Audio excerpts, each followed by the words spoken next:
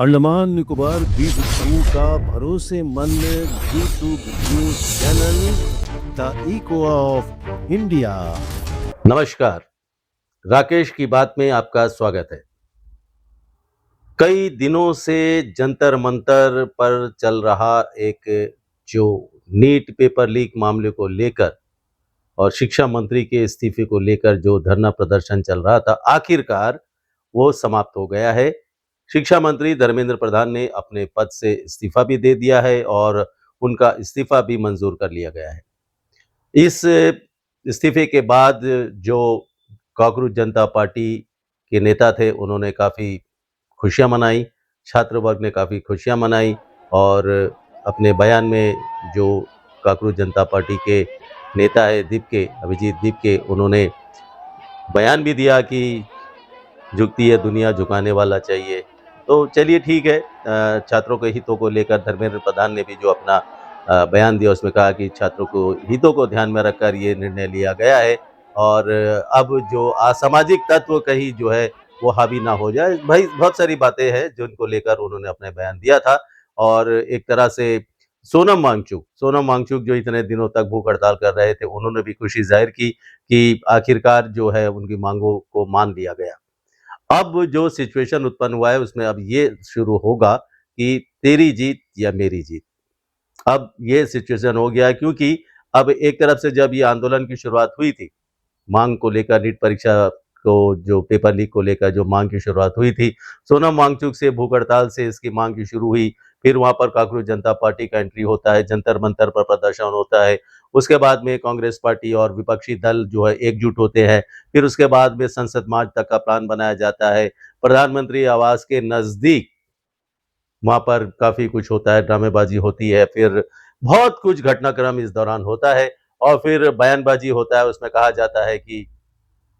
धर्मेंद्र प्रधान का इस्तीफा हो, जो प्रभावित परिवार है इस आंदोलन में, जितने लोग प्रभावित, उनके बच्चों को 1-1 करोड़ की मुआवजा राशि दी जाए और साथ ही धर्मेंद्र प्रधान को कोई भी मंत्रालय ना दिया जाए और कोई भी एफआईआर वगैरह ना हो जो भी आंदोलन में शामिल थे। और सरकार ने इन सब की बातें मान ली। एक प्रेस कॉन्फ्रेंस भी किया गया, संयुक्त प्रेस कॉन्फ्रेंस भी किया, उसमें सारी बातें मान ली गई। बिल्कुल सही बात है कि छात्रों को हितों को ध्यान में रखकर ही सरकार हर निर्णय लेती है और ये निर्णय लेने के बाद में एक तरह से जो जेनजी है और जेनजी की मांगों पर जो है मोहर लगी है और वो सरकार ने ठोस कदम भी उठाया। उसने कहा है कि जो नीट का बिल पेपर लीक हुआ है उस पर जो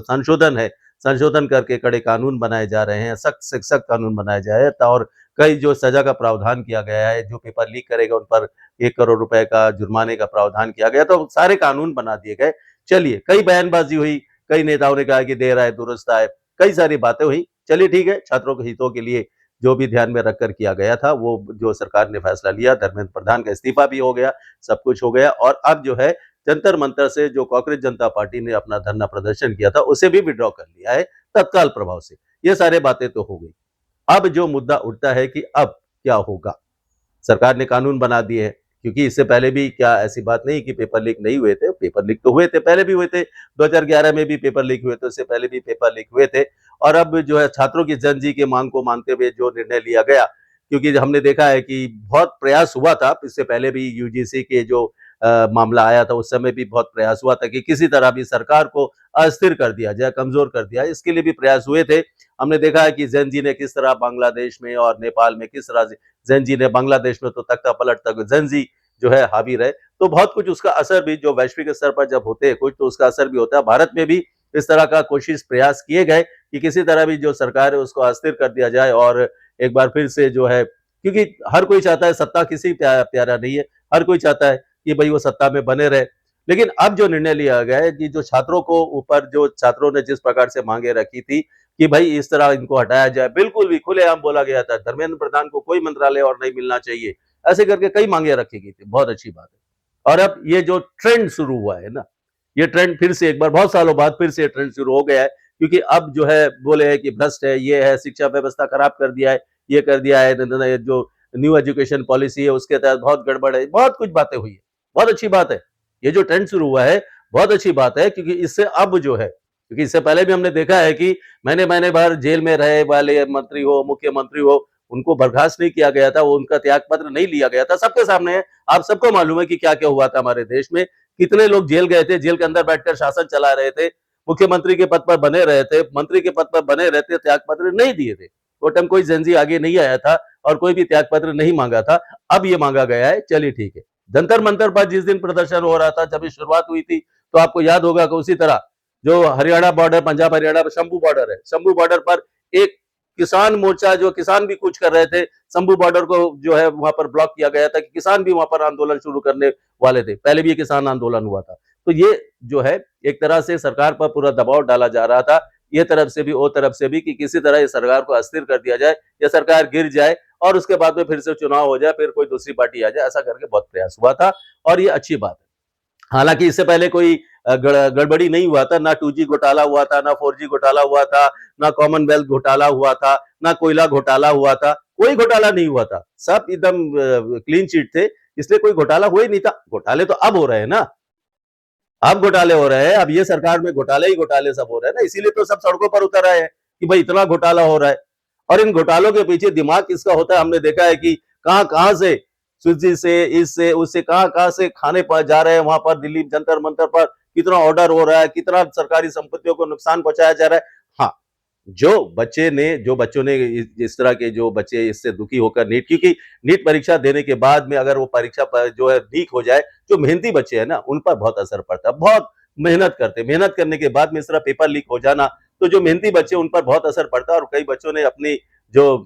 बहुत ऐसी बातें भी आई है कि इस तरह हुआ, तो उनको मुआवजा देने की जो बात है, सरकार मुआवजा देने का ये भी कहा है कि जो भी उचित मुआवजा होगा, जो नियमों के तहत रहेगा, वो मुआवजा भी दिया जाएगा। तो ये जो हुआ है वो ठीक तो नहीं हुआ है, ये हम भी मानते हैं। लेकिन उसके बाद में जो कांड जो चल रहा है, जिस प्रकार से जो एक दूसरे से श्रेय लेने का कांड चल रहा है, था, इवन सोनम वांगचुक को भी बोल दिया गया कि आपने समझौता कर दिया, जबकि सोनम वांगचुक कह रहे हैं कि भैया मैं 26-28 दिन से भूख हड़ताल पर बैठा था। शुरुआत तो उसी ने की थी ना, फिर बाद में एक एक कूदते गए, क्योंकि सोनम वांगचुक कहीं अपना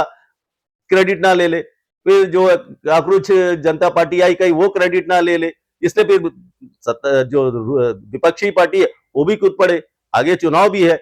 बहुत कुछ बातें हैं, चलिए आने वाले समय बताएगा। लेकिन ये जो ट्रेंड शुरू हुआ, मैं तो ट्रेंड की बात कर रहा हूं कि भाई दबाव डाला गया, शिक्षा मंत्री का इस्तीफा लिया गया, और इस तरह की अब जो भ्रष्ट जो भी लोग होंगे उनके ऊपर कार्रवाई होगी, उनका इस्तीफा होगा आने वाले समय में। अब जो है, जो भी राज्य में, जो भी कहीं भी अगर कोई मंत्री है, संतरी है, जो भी है, अगर वो भ्रष्ट है तो उनका भी इस्तीफा होगा।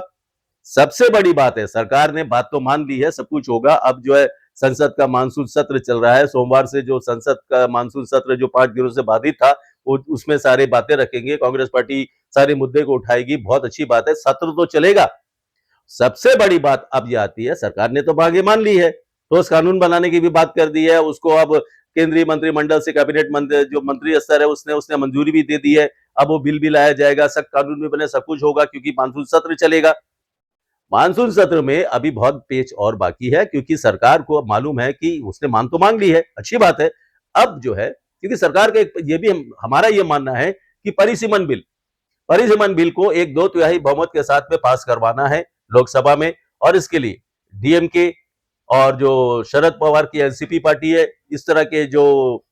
अन्य दल है, उनका समर्थन बहुत जरूरी है, क्योंकि ये जो आंदोलन चल रहा था इसमें डीएमके और शरद पवार गुट की जो है, वो भी उनका जो है विपक्ष के साथ थे, वो भी नहीं चाहते थे। इवन डीएमके का तो ये कहना है कि नीट को ही रद्द कर दिया जाए, राज्यों को ये जिम्मा दे दिया जाए कि वो इस तरह की परीक्षा आयोजित करे। तो बातें बहुत हो रही है, और अब क्योंकि परिसीमन बिल को पास कराना है, तो कहीं ना कहीं डीएमके, शरद पवार का एनसीपी और अन्य जो दल है, टीएमसी के जो बागी विधायक है, इनको मिलाकर, शिवसेना के जो है बागी, इनको सबको मिलाकर जो परिसीमन बिल है उसको पास कराने का मानसून सत्र में प्रयास किया जाएगा। और ये सरकार का मेन मुद्दा है, क्योंकि परिसीमन बिल अगर पास हो जाएगा तो उसके बाद में अपनी आप जो है, जो आपका जो 33% आरक्षण देने वाली बात है 2029 के आम चुनाव में, वो भी जो है उसका रास्ता भी साफ हो जाएगा। तो कुल मिलाकर जो ये परिदृश्य दिखता है, छात्रों की जीत हुई है, जैन जी की जीत हुई है, लेकिन साथ साथ अब आने वाले समय में एक बहस छिड़ गई है, एक नई राजनीति अब उत्पन्न हो रही है, और वो है कि जो भी भ्रष्ट होगा, जिस राज्य में भी जो भी मंत्री संतरी भ्रष्ट होगा, उनका भी इस्तीफा अब लेना पड़ेगा, देना पड़ेगा।